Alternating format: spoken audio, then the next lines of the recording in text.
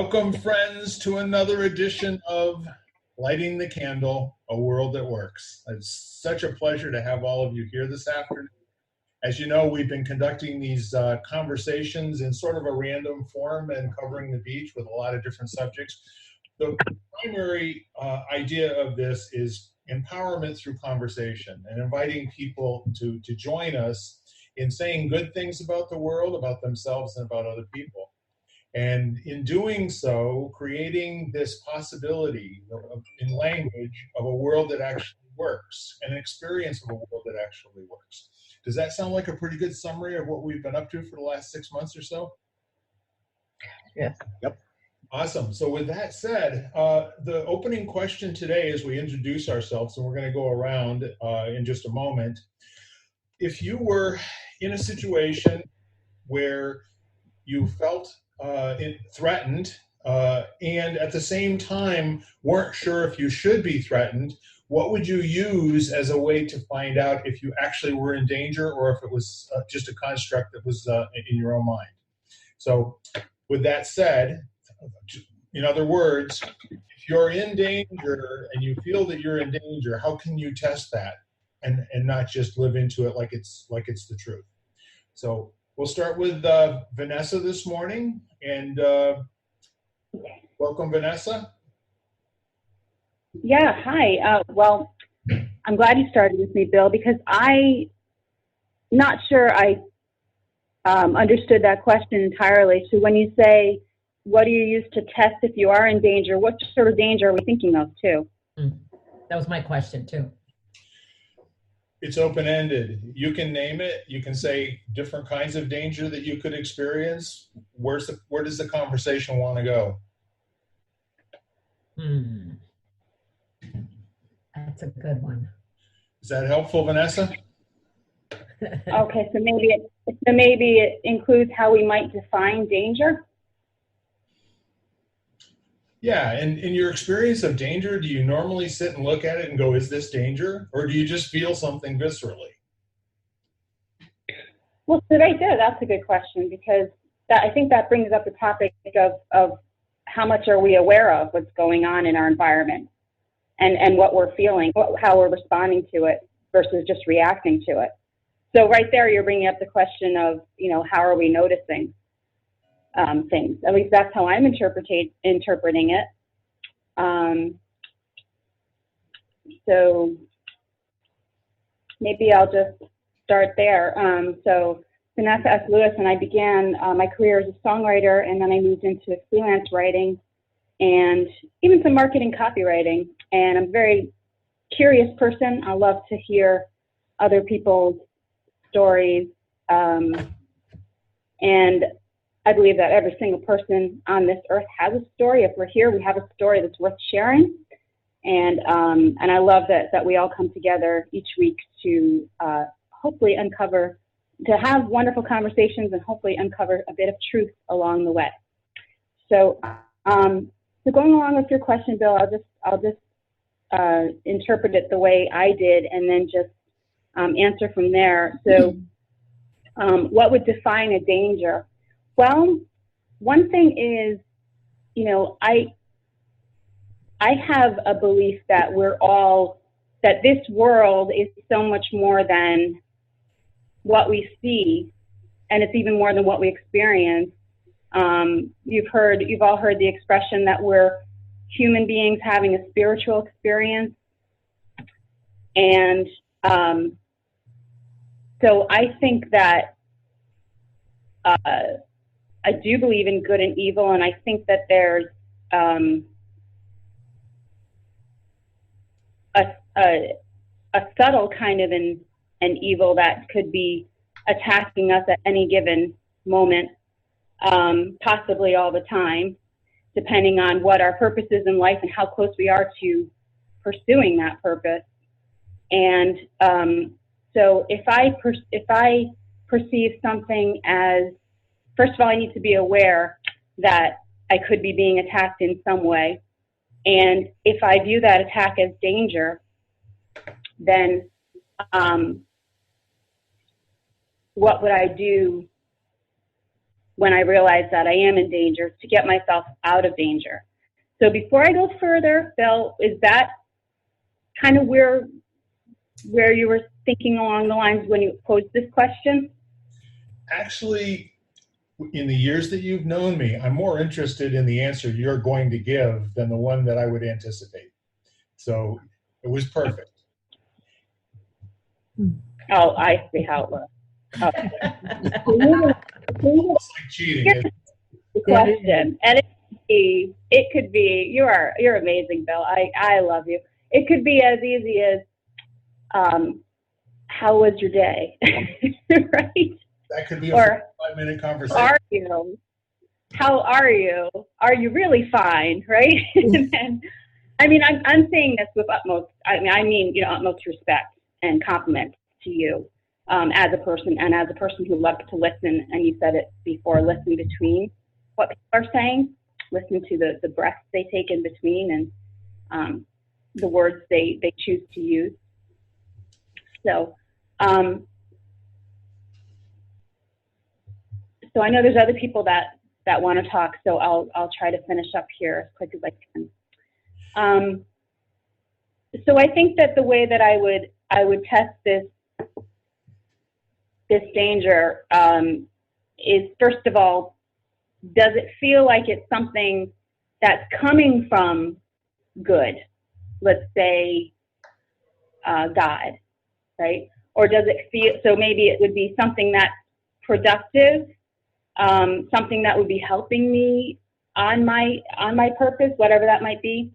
Or is it something that put in the way of me achieving my purpose?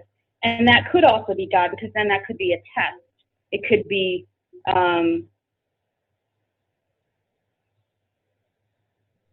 like Joseph Campbell's The Hero with 1,000 Faces, where he talks about the guardian of the threshold, which is like anytime anyone tries to go on their path and they seem like they're finally on their path, there's these resistances that come up in the way. So I would just, and I have certain tools, I have spiritual tools that I would use to protect myself in the moment of danger. And there's a great theologist, I don't remember who said it, but basically, if someone believes in praying and prayer would protect them, then prayer should never be the last resort. It should be the first choice that we come to. So in that case, prayer, for example, is one of my tools.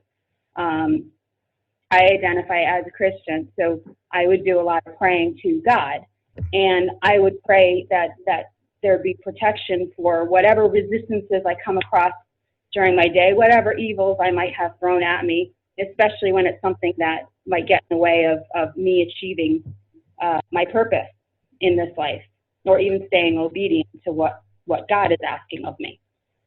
So I think I'll leave it there. That's pretty much where I want to leave my answer. I'm definitely curious about what everyone else will say. So thank you. Thank you. That was really fun. So next up, again, we're identifying who we are in the world and kind of what we're up to. And the question is, if you're in a situation and you think you're in danger, how could you test whether or not you actually are? Tina, we're going to have you go next. I often refer to you as Lisa, but I'm trying to give up that habit. Okay. Hi, everyone. I'm Tina Kadish from Danbury, and I'm a career change agent. And so I support individuals looking for a new career. So danger. So when I first heard your question, I'm thinking of physical danger. I'm thinking that I could be threatened. Let's say I'm in my home and someone wants to break in. Mm-hmm. Okay. So the first thing came to mind was physical. I will defend myself to whatever I need to do to protect myself and my family. So I'm thinking of physical. I don't own a weapon. So if somebody broke in, I'd have to find some other ways to defend myself. But I'm thinking of physical danger. Now, Power of prayer, yes. When you're in danger, whether it's an illness, like my daughter had an illness, and that to me was danger, because the danger of death to me. And so praying, praying to God, using scriptures to me would give me some peace with that.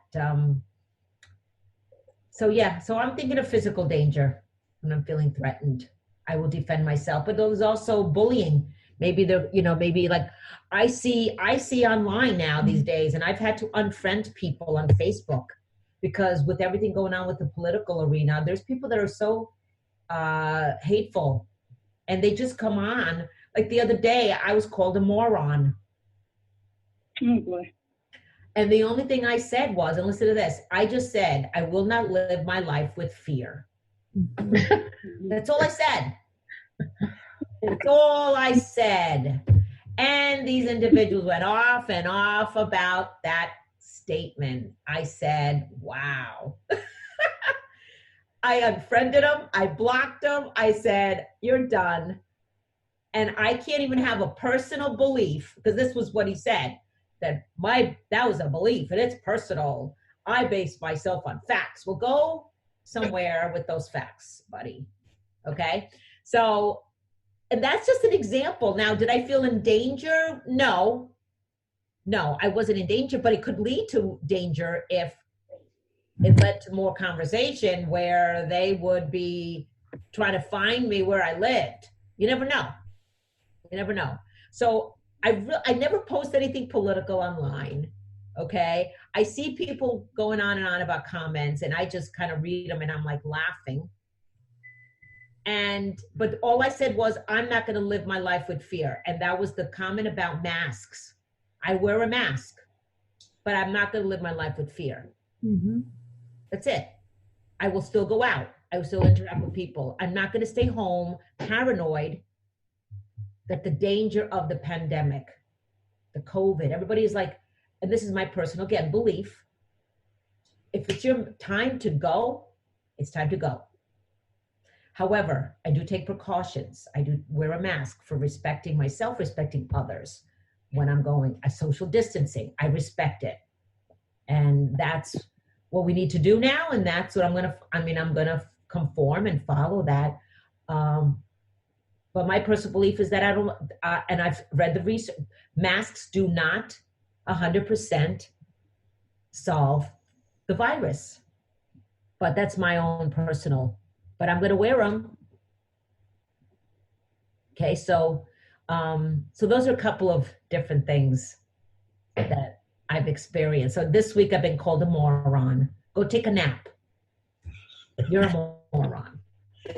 Was it only that the worst name you ever? So I just said, wow. And I didn't. What? I said, if only that were the worst. What'd you say? You were ever called. If only that right. was the worst name you were ever called. Yes. Right. So I said, wow, goodbye. I'm done with, I basically said, I'm done with this conversation. So I'm kind of curious. I'm not sure, but it sounds like the post I had on my page was talking about not going to live in fear of COVID. And then it went off on everybody talking about what a moronic, stupid thing for you to say, that you're the one that's killing all these people by not wearing a mask and all these other really cool things they bring to the party. Right. But I never said that I don't wear a mask. Right. No I didn't say that. I mean, I wear a mask, and I even said that in my statement. And the individual perceived it that I insinuated that he is living with fear. So I'm going to ask you to hold that thought. Okay. In that place. Vanessa is sitting in her place. Yep. Now we're going to put Mr. Capputo in his place. Ken, going to put me in my place, huh? Yeah, exactly. Let everyone know who you are. We're addressing a very short question. If you sense that you're in danger, what sort of a test could you use to either confirm or deny? All right. Well, I'm Ken Capputo. Let's see. What will I do today? I am the founder of Quester's Way, which is a place where families can come in, learn, and grow and celebrate together. We'll leave it at that. So it's interesting because when you say sense danger, there's a difference between sensing danger and an imminent threat. And, and it's interesting, like we're doing some work on children taking tests, and the fact that they sense danger. They may fail it. They may get answers wrong. So it fires up the amygdala, and which actually reduces the brain's ability to retrieve details because you go into fight or flight mode. Mm-hmm. So first thing that I do if I sense danger is I breathe and I calm my sympathetic nervous system so that I can kind of get my head and my heart aligned and assess the information. Now if it's an imminent threat, either you've done the work in advance, you've prepared, and like someone breaking into your home, either you've set yourself up to be able to call 911 and the system takes care of you, or you have tools in place to be able to properly defend yourself, or you've secured your house so that they can't get in, or you have an alarm, So, but once the threat is there, it's there. Now it's just a matter of how successfully you manage to navigate it, and it's going to be what it is. So, but I think, statistically, it's something like 95% of what we perceive as a danger actually isn't. It's just our nervous system reacting to something that's unknown. So the best thing you can do is put yourself in a state of awareness where you can know more and then make better intentioned decisions. So that's what I got for you. Well done. With all of that said, you are still the founder of Questor's Way. That is something persisting through time very nicely. Cool. Exactly, my friend. And, next up at bat will be our dear friend Shelly. And Shelly, tell us who you are. And again, if you're in a situation where you're sensing danger, do you confirm or deny that it's so? Wow. So first, Shelly Kohler, who is really a coach in this world for all people on all levels. I am a business consultant with the state, so I work with small businesses in all different facets to help ensure their success. That's what I do. I'm a very big sports advocate, coach for fast pitch softball. So, wow. I mean, it has gone from, the emotional to the physical and bringing that together. So my first response was kind of like, okay, if I'm in a threatening situation, it's fight or flight, right? That's the first thing that comes into my mind. And then really listening to everybody, there are so many different avenues, and I can see why someone would just have to go with the perception that's there, right? Do we have time to actually take that deep breath and get everything in alignment? Sometimes not. But if we are not in imminent danger, the awareness, we need to be aware of that. And what is our threshold? I'm not certain that many people know that. They just go into a fight or flight, or they have a perception of what is being said that is threatening, instead of really assessing and becoming aware. So, I like how the two worlds have collided. Just some notes, and what I have resonated with, what has already been said, and then I'll kind of recap it with my own, is, how do you test that? And where is it coming from? But we as humans also have the tools. Like, I'll take a self-defense class. Some have, tools at their bedside. My phone, I keep it there. I live alone because that's my only defense, right? Other than the bat in my corner, which I have to get up and go get. But so, there's different ways we all kind of set ourselves up. But if we don't know enough to be aware or take that deep breath to just center ourselves and kind of get a grip on what is going on, it can get out of hand very quickly with just the perception that's going on. Something that not Lisa, Vanessa said. And I think there's good in everybody, but there's also that devil on the other shoulder, right? And part of the awareness is which one are we listening to? So in some response, we have to condition ourselves to be able to be aware to make sure that we know the difference between the two. And in that particular person, what's coming out of them? Is the intent good, but you feel like it's coming across as not as is either threatening or bullying or something of that nature.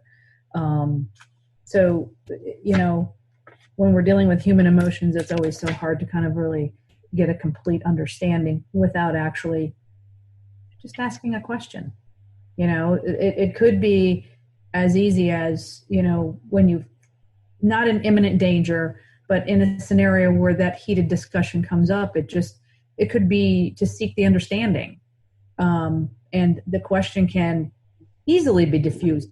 If in fact, and Tina, I agree with you, as you get older, as I do, I don't necessarily have the energy nor the wherewithal to try to change everybody, right? So sometimes you just have to stand with what you believe in, and if someone wants to, kind of throw tomatoes at you, fine, that's fine. I'm going to stand here anyway. But and then Tina brought up something that I had not even thought of, was really the danger of death, or the danger that, really comes to us and is more emotional, but we have no idea, like, how to control that. But then we go to Ken, who said afterwards, you take that deep breath and it really realigns us and our we called it our sympathetic nervous system, and puts us back in alignment. So there's all these things that are coming together that I'm finding very fascinating, because my first thought, as Tina, was fight or flight. Okay, how do I assess that? I first am aware. I have to seek and make sure that it's not imminent danger. If it is, and I can get out, I get out. And, it's kind of very black and white, right? Fight or flight, and all these other things that are going on that I think people need to be aware of. And really, perception and awareness can make all the difference in the world. I've watched many videos of, police being videotaped when they pull over an African-American teenager. And, they literally drive to their house, and then mom comes out and there's all this chaos, when it really, he blew through a stop sign. That's why I'm pulling him over. Did I know he was African-American? No. He blew through a stop sign. And so there's just so much going on, right, that we immediately go to the defense and the perception that there's a reason behind the threatening, or our feeling of being threatened. So, mine is always to seek to understand and ask questions if you can diffuse or actually just reroute the energy. I do that on a daily basis with businesses, because that's just what I do. So, I think bringing the emotional piece into it, and then the physical, and finding a place where you can actually just make a really, I don't want to say good choice, but, one that's good for you without having all these other backlashes come at you. That's kind of where I sit. It's fun watching all of you chase the answer around in your heads. There is no answer. It's okay. But it's all right. I think what you're expressing is something that needed to be expressed for a while. And thank you very much for that, Shelly. Since we're getting close to a half hour, we'll come back. We're really going to dive into this in the second part of today's broadcast, right? So, Lisa, who are you in the world? What do you do? And the sense that you might be in danger, how do you test that hypothesis? How do you find out if it's really so? Lisa Sheehan. I am a media corporate person by day and co-publisher of Epic Magazine by night and every other free minute. um, the first thing that came to mind was I had the experience of, I live alone as well, so if there's a person at the end of my bed when I wake up in the middle of the night, that can't be good. And I was away and forgot I was away and woke up in the middle of the night to someone at the what I thought was the foot of my bed. And all I did was look up and said, "What are you doing?" So that's my response to danger, apparently. Get more information, huh? So apparently I'll try to reason with somebody. I don't know. That's amazing. But the other thing that came to mind was it was my sister, by the way. She goes, "I'm going to the bathroom." Who are you and what are you doing in my house, right? Yeah, exactly. Get out. Done. But my other first thought is because I've been deep diving into spiritual allyship and radical or revolutionary love and all these different courses. So I've realized I've lived a pretty charmed life. I haven't been in any kind of danger that often, and most of it I realize now is probably more perceived. So the way I'm looking at it from my point of view now is to look at things differently, because it's probably just my own stereotyping kind of fear that's putting me in the state of perceived danger. So I'm really looking at that. But I do agree with now living a more spiritual life and following that for so long. I do agree. I love, of course, prayer is a great way to start. And then to calm down is another place to start, to take a step back and look, and then to talk. And like Shelly said too, that the intention of somebody is very important. And I was just in another group talking about most people that whatever they do, there's a good intention behind it. It might not be your definition of good, but it's theirs, because they're doing it for some reason that they believe in. So, if you break it down, so again, we come back to the point of communication. So, if you have that time, of course, I think if I was in physical danger, I know I would probably not take a moment to defend myself physically, like Tina said. But it's never happened to me. So except for like saying, "What are you doing?" which I think is my initial response to physical danger. So that's my answer. Yes. Would you like to say some more about what you do? What, the magazine? Oh, yeah, all those things. Yes. Well, no, well, yeah. I mean, Epic, and I keep forgetting to put it back up once I take it down behind me. But it's an acronym: empowering people, inspiring communities. So our three topics are spirituality, health, and sustainability. And I've had the pleasure of having two of you write articles for me, and I want the other three of you to write articles for me. So the covers are by local artists, and the content is as Connecticut as we can get it. And it's just how to find the people, places, and things that want to make people's lives and the planet a better place, a healthier place to be. Awesome. Anything else? Nope, I think that's it. All right. So, when I decided I was going to ask this question, when I did, and it's my turn in the barrel. I want you to consider for a moment that I know, a famous general once said, no plan can ever withstand the first engagement, which basically says, just as in a chess game, the first move is the first move. So you can prepare yourself, but what are you preparing yourself to do? And in Ken's state, he's breathing. And I think Ken probably approaches every conversation with breathing so that he can be in a heightened awareness. And that's fundamental training. But, Mike Tyson said it a little differently. Everybody's got a plan until they get punched in the nose. Yep. And that said, there's no question as to whether you're in danger.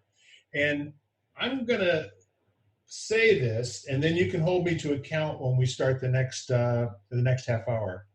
I'm going to say that the very first thing that you need to do is to decide that you're not in danger. Decide that you are enough. Decide that you have what it takes to transcend this moment, and decide that you will succeed. So with that said, we'll go around and we'll say sayonara for this half hour. Okay, Vanessa, would you like to sign off and say bye to the folks? Yeah, bye, folks. See you next episode. Okay, Tina? Yep. Bye, everybody. Next episode. Mr. Ken? See you on the other side. Miss Shelly? Hey, keep it real. See you next time. Awesome. Miss Lisa? Hey, what are you doing? And why are you in my house? Yeah. I like that. All right, everyone. Thank you very much for joining us for another half hour of Lighting the Candle, A World That Works. We'll see you soon. You've been listening to Lighting the Candle, A World That Works, part of the Exvadio Podcast Network. You can hear us at exvadio.com/podcasts, Apple Podcasts app, Google Play, Spotify, iHeartRadio, Stitcher, and wherever you find podcasts.